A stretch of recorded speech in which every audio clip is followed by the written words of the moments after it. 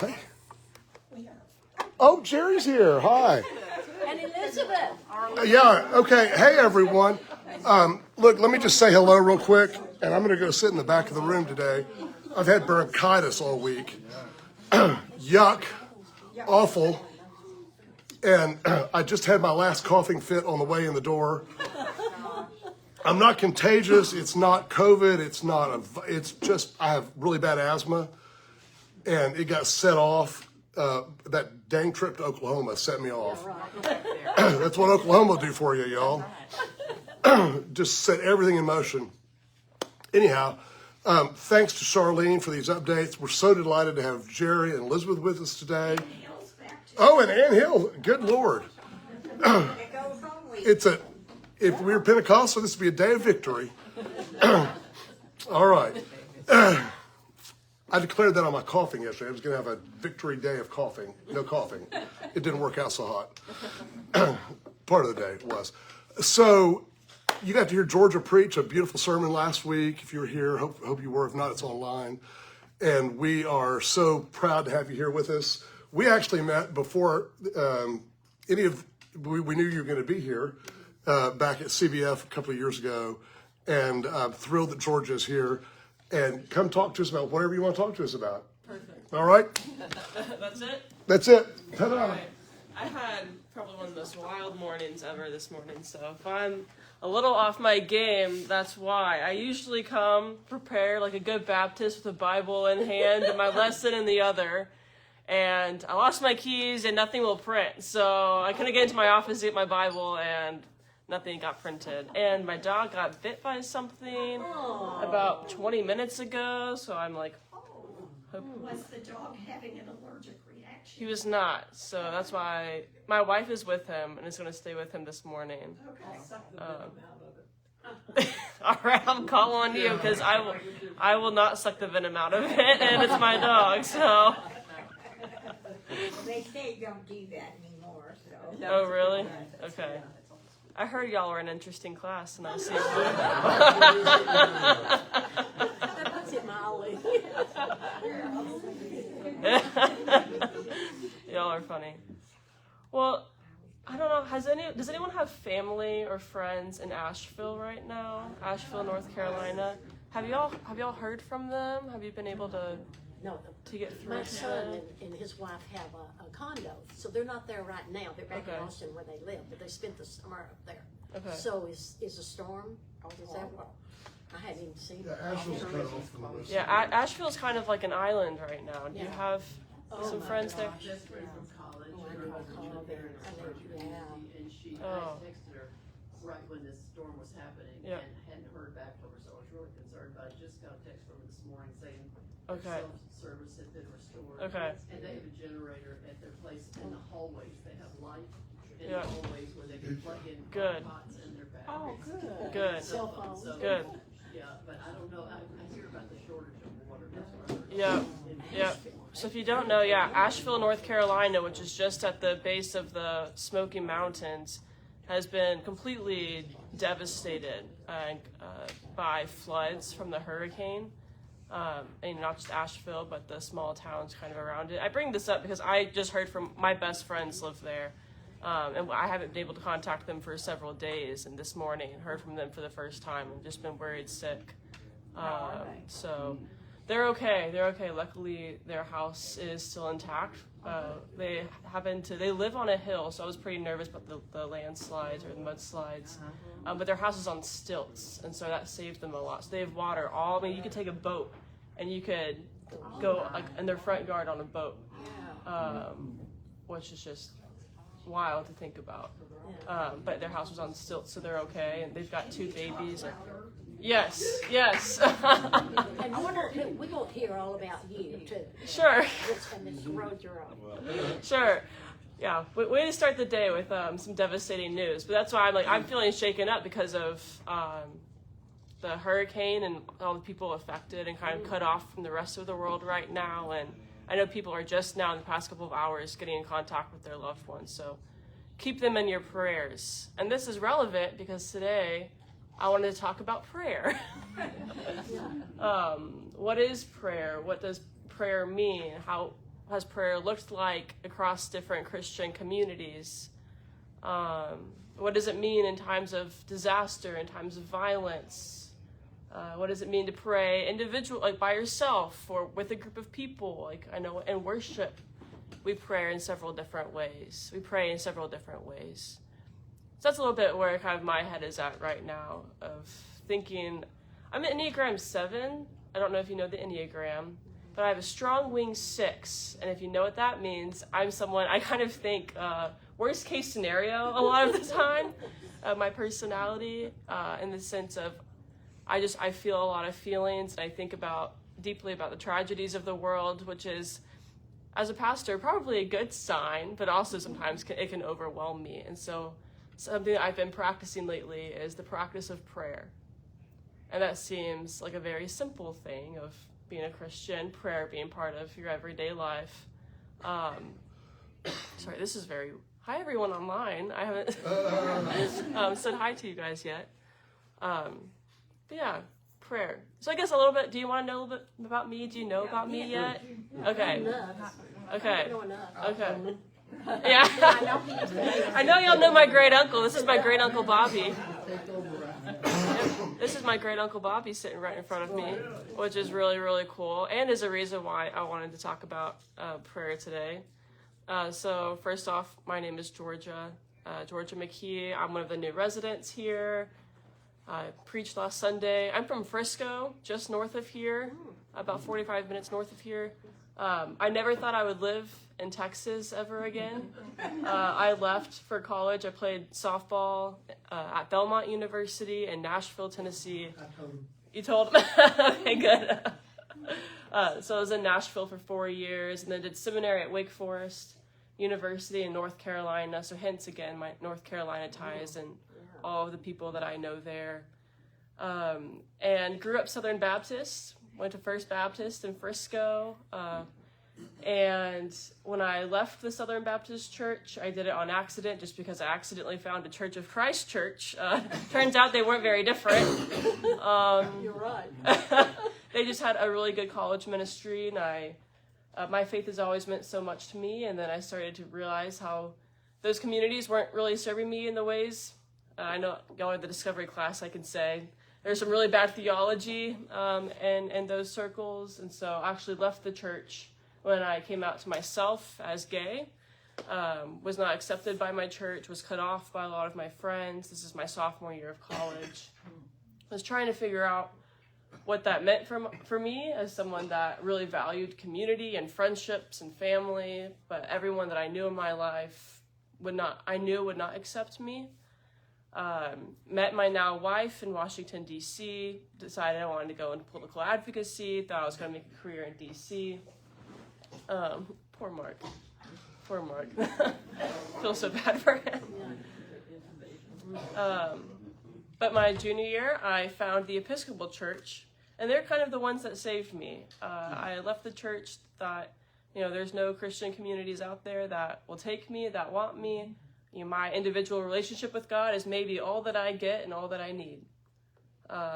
So I'm grateful to the Episcopal Church who took me in. They were very welcoming and affirming, taught me how to ask good questions. It's kind of why I'm obsessed with this idea of asking questions and changing your mind, which you might have heard a little bit last week in my sermon, because I think that the power of a question is just one of the most powerful things out there. And I think that it's really one of the only tools we have left to have good conversation and relationships with one another across boundaries. And I'm talking too much about that, but that's kind of like where my heart is. And you can see that, and I had a little bit of a career in politics and political advocacy, worked with BJC, Baptist Joint Committee for Religious Liberty, which is how I know Mark. And my wife worked for a congressman, Adam Kinzinger, while he was on the January 6th committee, and so we were kind of in a lot of the Liz Cheney, Adam Kinzinger circles for a little bit there before Adam retired. And so that, and being queer women in kind of like these Republican circles was always an interesting space too, right? But it was really beautiful because we got to ask a lot of good questions, and we saw kind of what happens when people you never think you'll agree with are also willing to ask good questions, are willing to pray with you and walk with you. And so that's a little bit about where I'm coming from. I went to seminary, again, thinking I'd go back to DC, and then realized that I love Jesus a lot, and I think that the work of the church and the work that we need is with people in the local context. So I studied like local organizing movements, kind of some social movements, and realized all of this is the work of the church. All of the problems we have in the world would really could be really solved if we had good functioning church communities, people that knew how to do life together. And so that's what brought me to Wilshire, and it's what's bringing me back to the Baptist church. This is kind of like a healing moment for me to be in North Texas, as I am with my wife, and I got married in June, so not too long ago. So this is kind of just a really cool moment for me to be in Dallas, Texas. So, any questions? I have a question. Yes. It's personal. Uh-huh. Did your family attend your wedding? My family did attend my wedding. Good. Yep. Good. And I, Where was the wedding? the wedding was in Winston-Salem, North Carolina. So that's where we had moved from. We said I do, and then 48 hours later, we were in Dallas. So that's how eager we were to get here. No, our lease was up. And so we moved straight from North Carolina to Dallas a few months ago. It was a long drive, but... How did you find out about the residency program? That's a great question. You know, I keep thinking, how did I find out about Wilshire? How did I find out about the residency program? The first time I came to Wilshire was at CBF. Wilshire hosted the Baptist Women in Ministry luncheon downstairs at Community Hall. And I got in a car with someone at CBF at the convention center, and we came on over here, and I was like, whoa, what is this big Baptist church? It feels very Episcopalian. So that was the first time I heard about Wilshire, and I think I saw a rainbow flag or something somewhere. Maybe it was a sticker, and I was like, oh, like this is a big affirming church. And I was pretty amazed by that. So I think that got Wilshire on my radar, and then I knew about the residency program because I met Timothy in North Carolina, because he came from Emory Wood, which was probably like 30 minutes from where I lived, and I think I ran into him at a bar. I don't know where. Don't tell him I said that. I think a different kind of Baptist. I don't know where I ran into him, but we met, and we automatically kind of felt like kindred spirits. And I was like, I want to get to know you. And then he told me, oh, I'm going to Wilshire soon, and I think he told me about the residency program, and yeah. He was a good resident. So did you apply then? Did you make application? And so I applied, I think back in like January. The application wasn't even open yet.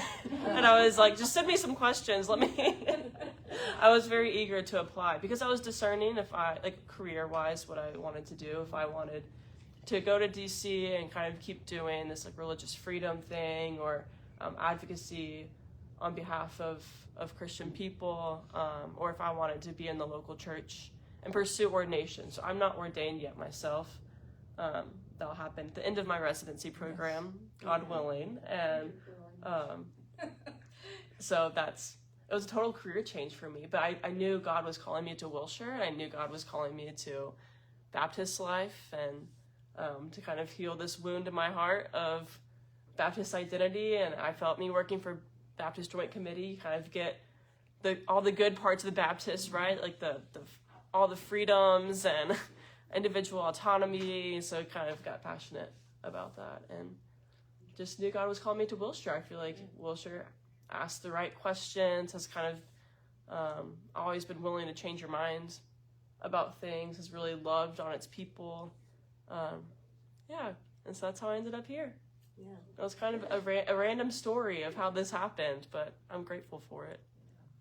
Yeah. Just one thing about the Episcopalians. I remember when Jonathan Barrett, anyway, writer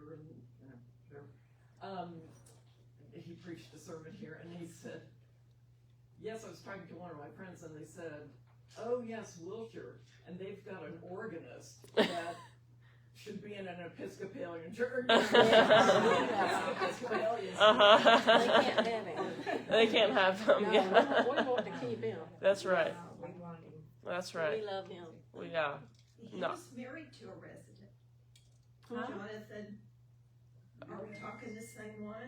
Oh, really? Are we? Yeah. No. Oh, Julie? Not the No, one. Jonathan, the resident. no, the resident No. was married. Jonathan Merritt. Uh-huh. The Uh-huh. writer. Yes, usually- But his okay, wife was his wife was a resident here. Julia. Wasn't that Oh. her name? Julia. I can't. But We'll figure this out. Mrs. Merritt. Ask your daughter. Your daughter will know. David remembered too that that's a fact. Do you remember his wife's name? It's Julie. Julie Merritt Lee. That's a whole different Merritt. That's it's not the all- same A different merit. Different one. Okay. Okay. All right. Jonathan, if you're watching, who's your wife? No, that's cool. I've had a great time here. Yeah. And by the way, I call him Gub, Great Uncle Bobby. So if I say Gub, this is my Love Gub. that. Is Episcopalian the American version of the Anglican Church? No. What gives a connection to the English religious society in some way or not? You know, I'm not entirely sure. I know the Episcopal Church is not just American; it's a global church. Do you have some facts? No. Oh. I have a question when you finish. Okay. I thought you had all of the. No, I have an online question. Okay. I thought you had the facts. I don't fully know. So they broke away from what's it called? ACNA, the Anglican Church of North America, because it was, I think, more conservative, and so they still have a lot of Anglican ties, but they, I think the Anglicans are the conservatives now. Yeah. Generally speaking. Yeah. In the United States. Yes, I mean, yes, that'd be a good question for Google, but I don't know why I thought that. I had, when I worked, I was in banking, I had a really good customer that was an Episcopalian, I don't know if they call them priest up there, they're priests. because Yeah. they are of high church. Yep. Is what Mhm. you kind of call high church. Mhm. To me, this is high church. They just have some chandeliers. They're it's the chandeliers that throw you off. In the Bible church, Uh-huh. the last group I went to, Yeah. they were very. Yeah. I felt called to the priesthood several years ago, and that's kind of also how I got into local churches. I was like, I wanted to be an Episcopal priest, and I felt God calling me towards that because I saw women priests. I had never seen women pastors at the time. I had seen women priests, and I loved my church so much. I was like, I'm going to do this, and then I went to seminary, realizing I went to a very Baptist seminary. They were they're a if you know Bill Leonard, who founded Wake Forest School of Divinity. He's the reason why I'm still a Baptist is Dr. Leonard. But they're like, oh yeah, you could be an Episcopal priest if you come to our seminary. They really just wanted butts and seats, you know. They needed their enrollment numbers up. And then I quickly realized you can't be a priest if you go to the seminary. I'm going to be a Baptist, and I thank God for that. So, but you have an online. All right, here's my question. Henry Stone, who watches this online because he's in Arlington with his mother, Hi, Henry. did you know Welton Gaddy, G-A-D-D-Y, he baptized Henry. So I don't know Aw. where Welton was. I don't know Welton. Okay. Was he a Wake Forest graduate? Maybe that's I don't know. okay. Okay. I'm just reading comments. Okay. Thank you for reading. I did not know him. Okay. But yeah. Is it okay if we talk about some prayer? Yes. Okay. Please. My question to you: what is prayer for you? There's no right or wrong answer. Okay. There's no right or wrong answer here. I'm sure we could have 20 different answers, but what is prayer? Surface level. Calming. communicating with God. Calming. Heard Communicating with God. communicating with God. What else? You want to go with the really old school Baptist? I do. It's intercession. Intercession. Love it. What else? Comfort. Comfort. Discussion, Discussion. questions, Questions. discussion, Mm-hmm. brainstorming, all that kind of Brainstorming. I like that. I wish I had like a board. I'd write them all down. My imaginary board, imagine. Reassuring. Reassuring. Challenging. Challenging. Say more. Points you in directions that maybe you're hesitant to go. Okay. Points you in directions that maybe you're hesitant to go. Or keeps your mouth shut when you don't want. Or it keeps your mouth shut. Praise God. Sometimes prayer seems futile. Yeah. Just to be the Debbie Downer here. No, I love it. Well, it's not, you're not getting the answer you seem to want. Yep. When it's that way. Well, even when you find yourself saying, prayer is just not working, I don't understand the purpose of it. Yep. When you're in trouble, when you're sick, when you've got a legal issue, whether you've got some big issue that you're fighting, hey, you turn to God. Mm-hmm. It's like there are no atheists in foxholes kind of thing. Mm-hmm. You suddenly call out to God. Mm-hmm. I was gonna say life-saving. Life-saving. Okay. Say more about that. How is prayer life-saving? I would not still be here if it were not for prayer. Mm-hmm. Mm-hmm. Yep. Shall I tell them what your known in the family is? You can say sure. She is our prayer warrior. And my wife believes that her prayers saved my life. And I do too. Thank you for that. I might say, when I finally started somewhat communicating with God, this is the first time I have been in church since my daughter died. And my prayer started with, I'd be driving along and something would come up and I think, well, did God do that? Or what do I really believe? And I had a really good friend that I grew up with, and she still remembered the church, and we kept in touch all these years. And I kind of told us, well, occasionally I'll just be driving and I'll ask God a question. She said, Bobby, that's prayer. And I really didn't look at it that way because I wasn't sitting down, or going to a quiet place to pray. And I started communicating that way with God, not making any decision. But and then I heard Lauren Daigle's. I listen to her when I come here. I listen to her all the time, and I think maybe God was speaking through her, because her words in her songs just really inspired me to keep looking. I'm still looking. I don't know where I am, and I don't know exactly what I believe. I don't believe we're here by accident. I believe somebody had struck the thing in motion, and what happened that and now, I don't know, and I don't know if I really care. I don't know if I need to know. Don't know if you There are need to things know. I don't need to know. Yep. And so anyway. Maybe summarize quickly. Yeah, if you would summarize for the Okay, the okay, homeowners. okay. So this idea that questions and not knowing where we're going, how we got here, is sometimes a form of prayer.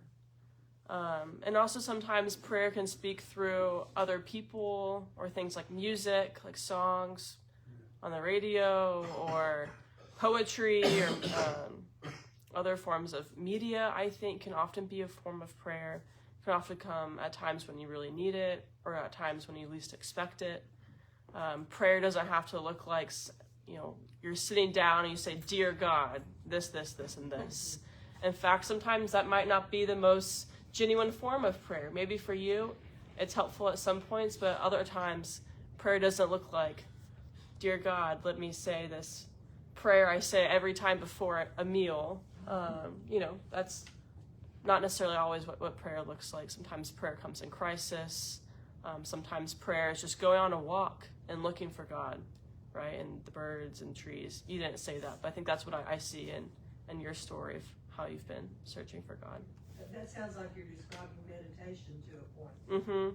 So, yeah, I think meditation absolutely is a form of prayer.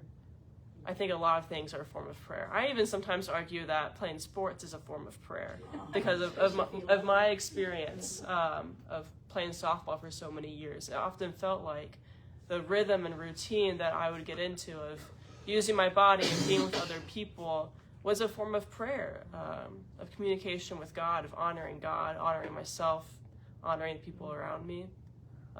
So I think a lot of things can be prayer. Georgia, I think thinking back, one of the times I became most jaundiced about prayer was years ago hearing a woman speak at a Baptist conference who was earnest and sincere in every way. But the message she had was that she kept a prayer journal with a list of all the people she's praying for, all the things she's praying for, every day, repetitively, over and over and over again. And she felt like if she didn't pray for those lists of people, something bad was going to happen to them, including her daughter who she wanted to get married and have a right husband, and all this. And if she did not pray for her every day, she would not find the right man and get married. And I walked away from that thinking, dear God, that's a lot of pressure. That's a whole lot of pressure. I don't think I like that. That's OCD. Right?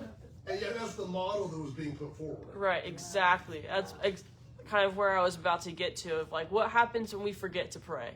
Or like what happens when we think that our prayers are the reason things happen or don't happen? Now, hear me say, I think prayer is one of the most powerful things.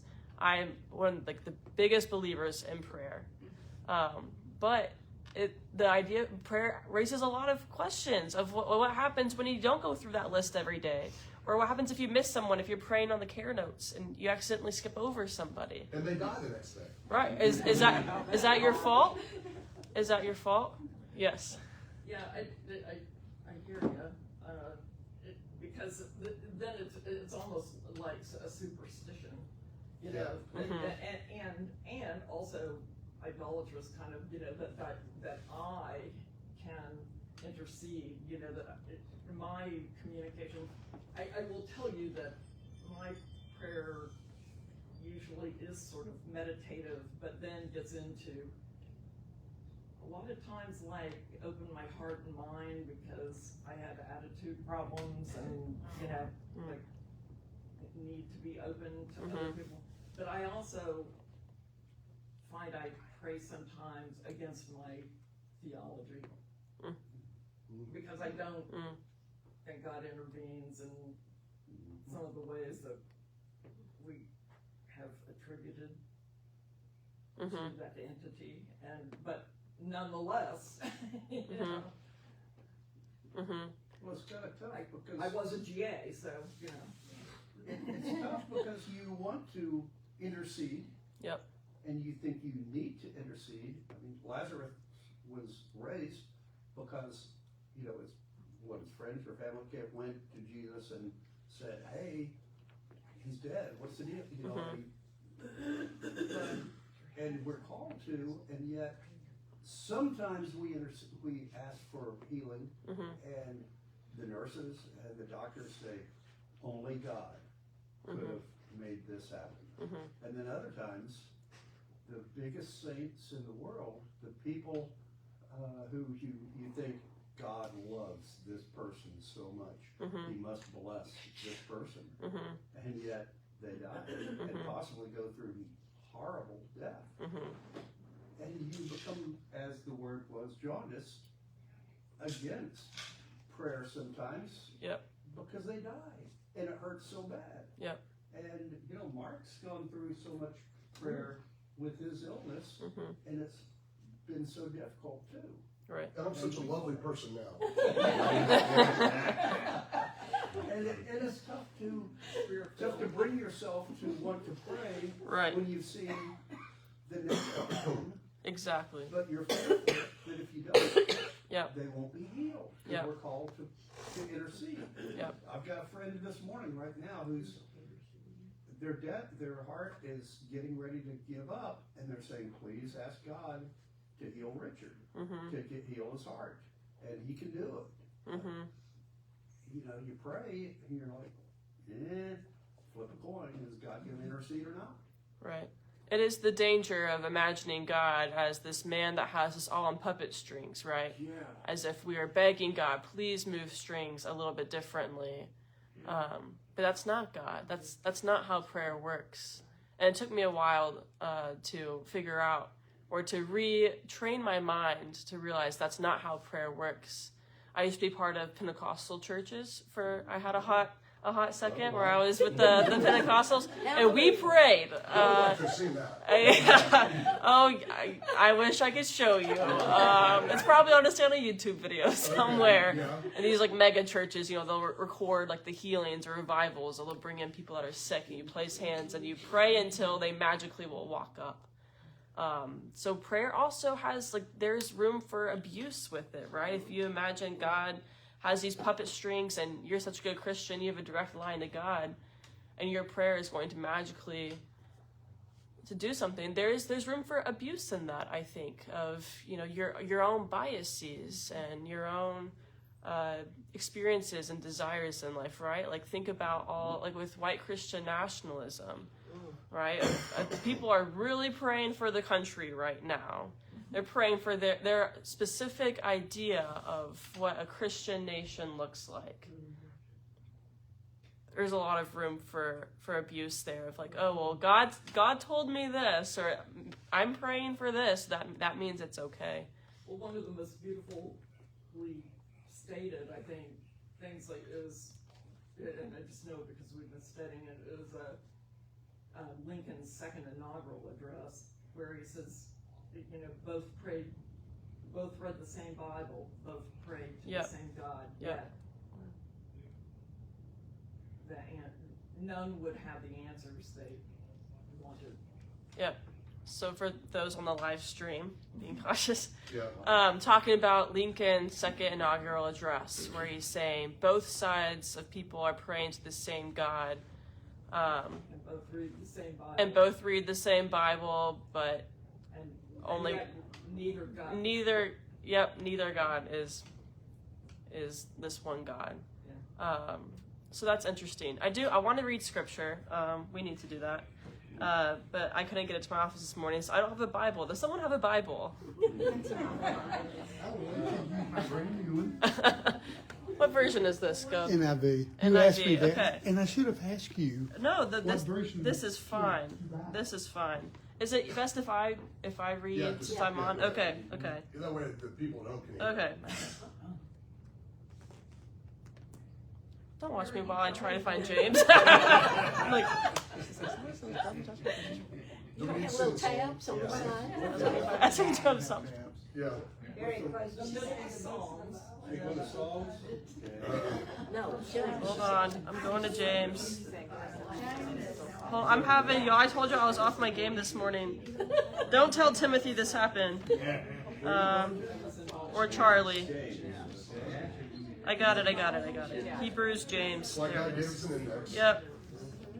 You know, I don't think I've used an index since I was like in preschool, and I just used it. I'm humbled. Okay, we are in James 5. James 5. You can tell a friend you. Verse? James 5:13 to the end. Or we'll just do James 5:13 to 18. All right. Is anyone among you in trouble? Let them pray. Is anyone happy? Let them sing songs of praise. Is anyone among you sick? Let them call the elders of the church to pray over them and anoint them with oil in the name of the Lord. And the prayer offered in faith will make the sick person well. The Lord will raise them up.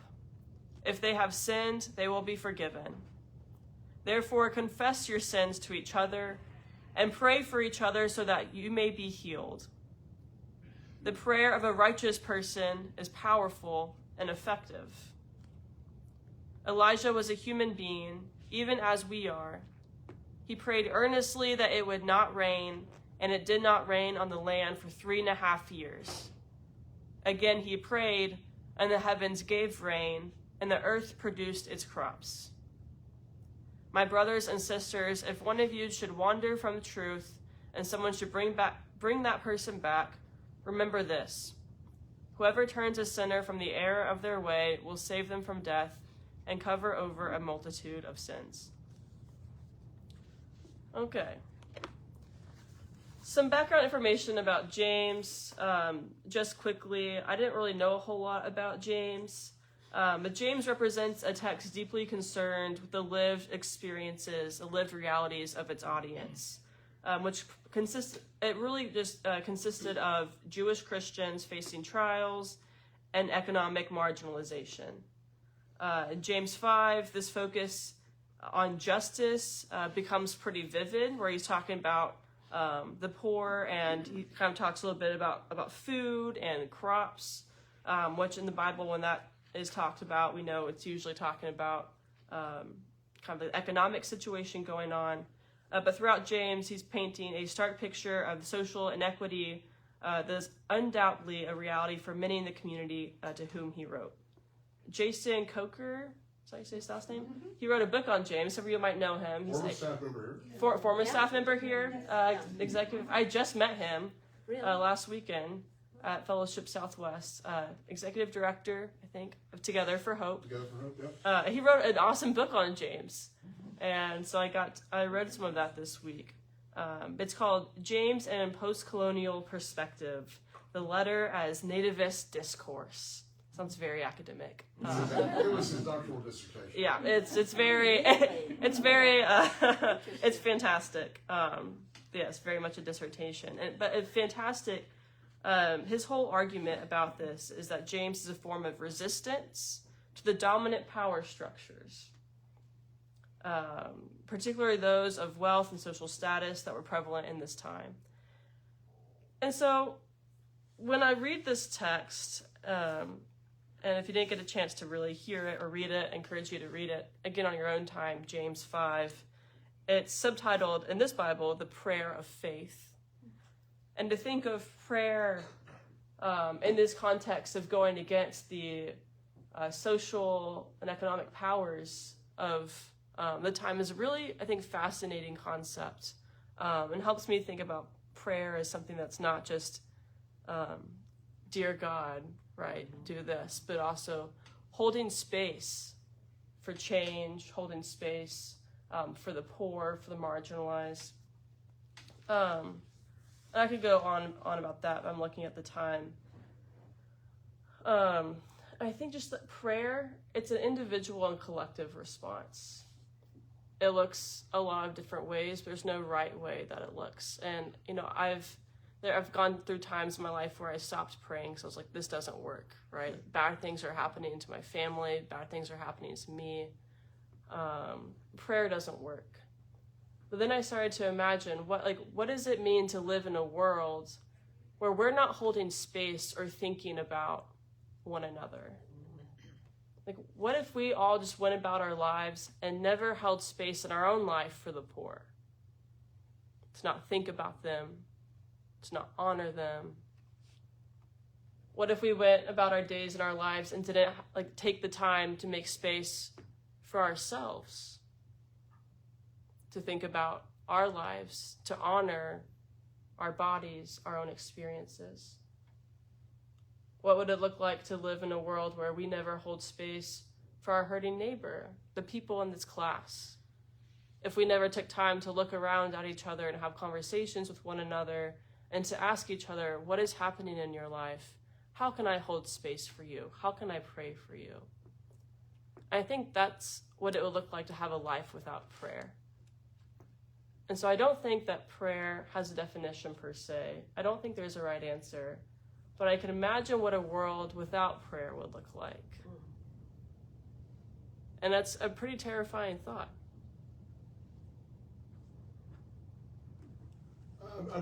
I love that, and I'm reminded of the statement that Senator Raphael Warnock gave in his first speech on the Senate floor after he was elected from Georgia.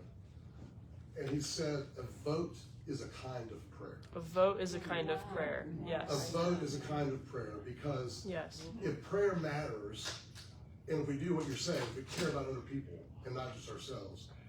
And I think this is one of the problems that we run into with prayer is when it is so inwardly focused. Good prayer ought to lead us to action. Yep. We can become the answer to our prayer. And I think that's what the senator, who's also a pastor of the Ebenezer Right. Baptist Church in Atlanta, was trying to say was that prayer leads us, good prayer leads us to good action. Yep. Yep. I think bad prayer, whatever bad prayer is, would also lead you probably to bad action. If you're meditating on things that are unholy, if you're meditating on things, right? I think so. I don't know. You can push So I've back got a on that. question for you as an athlete. Yep. Does God answer prayers about who's going to win a game? Absolutely not. Absolutely not. Which is, it is really big in sports culture, right? To pray before the game, to pray for success, to pray for your team. And it's something that I did too, right? Like I oftentimes was very involved in the Fellowship of Christian Athletes, and we could talk a whole other day about that. But prayer being huge, right? What's his name? Tim Tebow, John 3:16 on the eye black of faith in sports. You should tattoo it on your neck. Yeah. I think it's one of the greatest abuses of prayer that we see. Yes, absolutely. Absolutely. Prayer in sports is absolutely abused. And I mean, same thing in politics of praying for who you want to win, praying for what you want to happen. Other than, like the monastics, Christianity, was not born, and y'all know this, you're in Mark's class, was not born in America. Christianity does not come from people that speak like us or sound like us. Some of like the early Christian leaders were, we call them like desert fathers and mothers. They walked the deserts and solitude and kind of lived with like bare minimum needs. And when they prayed, they often prayed with beads, which you still see Catholics do. I'm like holding my prayer beads. These are old. They don't even have, they used to have a cross and some more beads. But they don't have anymore. But prayer was always about to worship God and hold space for others and those in need, and to honor themselves. And somehow we've twisted it to, God, please fire Kevin McCarthy, or like, God, please let the Cowboys go win a playoff game. At least that's what my prayer life has sounded like the past couple of years. Yeah, absolutely an abuse of power. Well, you see him saying, God, let the Cowboys win. And then there's a little blurb that shows God sitting in his chair watching the Stars play instead. It's Charlene. Henry Stone has a good thought. Oh, what does Henry say? Henry says, it's helpful for me to use the word prayer as an adverb. Think prayerfully, act prayerfully, live prayerfully. That's good. That's good. Thank you, Henry, for that comment. You tell him in there. Thank you. When the Cowboys went to Texas Stadium, the joke was that they put a hole in the roof so God could see the Cowboys. He's probably too young for that. I grew up here my whole life. That joke made it all the way to Oklahoma. I hadn't heard that one. Yeah. Oh man. Yeah. So after hearing kind of all of that, when in your life has prayer changed for you? Like when does it look differently for you? Or do you pray? No one in here prays. No, I was kidding. I find myself more daily, more like one sentence prayers, just in the moment that I'm in. Yep. And I think of something. Yep. And then move on, and later something else comes up. I used to pray when I'm going to sleep. I found that it's a quiet moment, as long as the dogs aren't bothering me. But maybe things just come into my head. maybe the day or past events or maybe what I want to do. And it's not, I don't know. I still am having a real issue with how and what my prayer is and how I should approach God. I'm still on a very, as I said, discussion type level with him, and it's hard for people to understand. But I think we get places, and sometimes we don't know why we're there. And it may take a while to open and let God speak to you. I've always tried to do that, even when times were rough. So. But I found it not going to bed is sometimes a good time. Just to have discussion, just to talk. And I think that, you know, prayer it's a journey. It's a spectrum, right? We're never trying to arrive like maybe one day I'll get to pray like this. If you read the Psalms, that's been one of the most formative things I've done in my Christian faith is reading the Psalms, because you get all types of prayers in there. Every single book is a different type of prayer. Sometimes you get people that are angry, and I'm like, yes, finally someone else is angry, right? But I think, you know, it's so important to remember. Someone this week was telling me like, oh, like I'm reading through the Psalms right now and I'm having a hard time because like I don't agree with what they're saying. And it's like, well, that doesn't need to be your prayer. It's someone else's prayer, right? Just like if I'm listening to Mark pray, I'm like, well, I might not pray that prayer, but Mark, you pray that prayer, and that's sacred in and of itself, and that makes my prayers okay, and it makes my prayers sacred too. Charlene has some. Charlene. Oh, I'm getting it. Okay. Jan Dumas, who watches online, Hi, Jan. and when her 11-year-old nephew was killed, it shook her faith for a while and her prayer life. Yep. As that would. Absolutely. I think anyone who tells you they've got prayer figured out is someone you shouldn't listen to. That's exactly right. Anyone who tells you they got prayer all figured out is someone you shouldn't listen to. You shouldn't listen to. It is a journey. And there's no arrival. There's no arrival, right? There's no way. If there's times in your life where it's like, I cannot pray, I don't want to pray, no one should ever put pressure on you. You need to pray about this right now, or I'm sending prayers your way. You don't have to accept it. I'm not going to accept your prayers. You know, it looks how you need it to look in that moment, but know that there are so many different forms of prayer, from walks around your neighborhood to praying the rosary or beads, to when we go to church and we say the Lord's Prayer together, or we have liturgy or litanies where we're talking back and forth. We pray as a community. But prayer doesn't have a destination in the prayer of itself, and in the process of prayer, there is no destination to that too, which maybe isn't a hopeful Sunday school lesson. But as I was just, seeing all the devastating things in North Carolina, things are happening in my own life. It's like, we have to talk about prayer more. What does this actually mean when we say we're sending prayers your way? Well, when you say, we're supposed to pray, thy will be done, if it's in your will, and yet that I've fought for decades now. Who am I to say, God, heal this person, or God, help me out of this, if it's not in God's will? Then I feel like I'm almost blaspheming, saying, I want you to change your mind.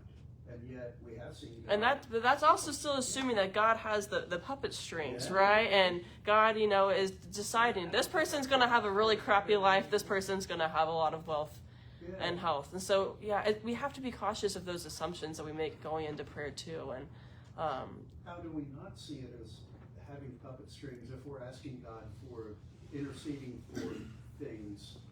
We're asking God to do something or to help. Maybe the prayer is more for ourselves. God knows what is in our hearts and minds. But when we articulate it, and put it together, it may be, it may also have a psychological effect too. That God made us that way as well. That those things can change within us. And I think that's true that in my own life, when I'm most resistant to prayer is when I don't want to change. Say that again. When I'm most resistant to prayer is when I don't want to change. Can you repeat that for him? Yep. Mark said when I'm most resistant to prayer is when I don't want to change. And I found that true in my life too. That's why I stopped praying. Yep. Yeah, I want to change. Yep. Yep. Wow. Yeah. We're right at the end. It will Okay. turn over to Charlene. Okay. You Yeah. wrap up. Can we start? Yes. And then do y'all pray? She will. Perfect. We'll go up here. That's what, like, we have to end with that. Thank you, Georgia. Thank you, guys. Bye, everyone.